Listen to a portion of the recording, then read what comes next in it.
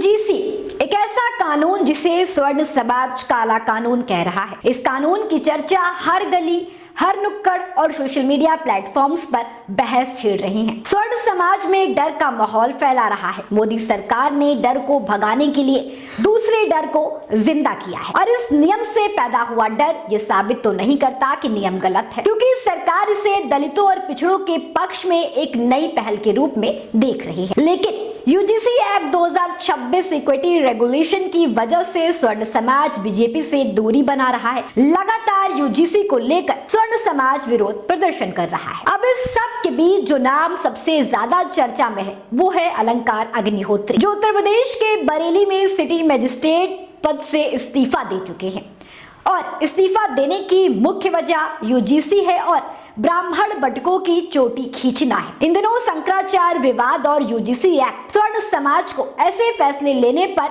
मजबूर कर रहा है। नमस्कार दर्शकों, मैं कनक मिश्रा हाजिर हूँ द इंडिया लाइव पर। इस खबर में हम आपको बताएंगे किस तरह से इस्तीफा देने वाले अलंकार अग्निहोत्री को 2 घंटे बंधक बना करके रखा गया, ब्राह्मण समाज को कैसे अपमानित किया गया। आपको यह भी बताएंगे कि इस्तीफा देने वाले मजिस्ट्रेट अलंकार अग्निहोत्री की शंकराचार्य अभिमुक्तेश्वरानंद से फोन पर क्या कुछ बातचीत हुई। दरअसल अलंकार अग्निहोत्री और जिला प्रशासन के बीच टक्कर ठन गई है। अलंकार अग्निहोत्री ने आरोप लगाया कि जिलाधिकारी और जिला प्रशासन ने उन्हें बंधक बनाने की कोशिश की, बंद कमरे में दबाव बनाया, 2 घंटे तक उन्हें बंद कमरे में रखा। उन्होंने कहा कि उनसे कहा गया कि इस्तीफे को काम के तनाव का नाम देकर छुट्टी पर चले जाइए। उन्होंने दावा किया कि मीटिंग के दौरान डीएम के पास लखनऊ से एक फोन आया है और स्पीकर पर आवाज आई कि ये पंडित पागल हो गया है।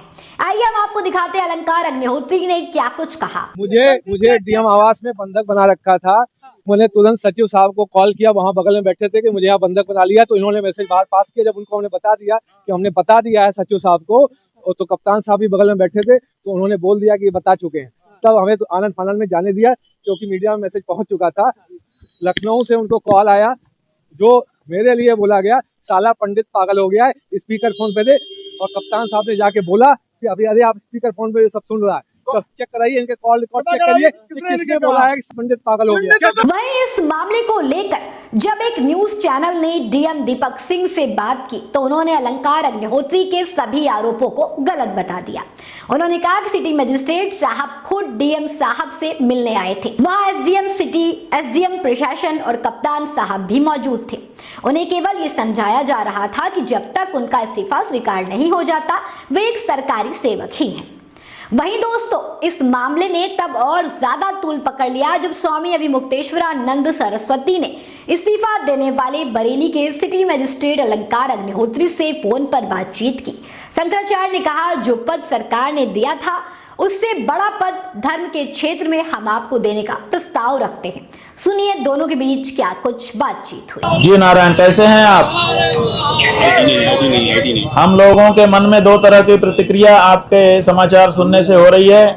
एक तो दुख हो रहा है कि कितनी लगन से आपने पढ़ाई लिखाई की होगी, तब जाकर के इस पद पर आप आए होंगे।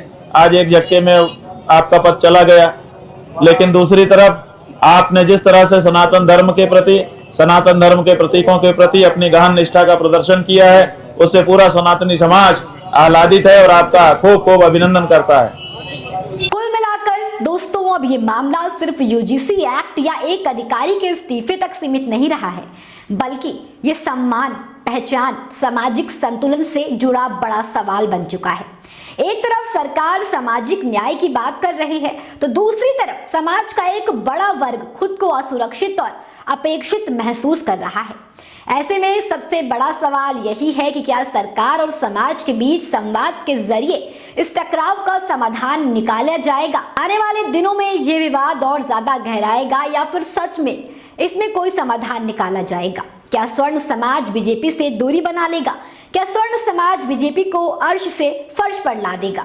आप सभी को क्या लगता है दोस्तों? यूजीसी एक्ट को आप किस नजर से देखते हैं? हमें कमेंट में जरूर बताएं और ऐसी तमाम और अपडेट्स के लिए देखते रहें द इंडिया लाइव।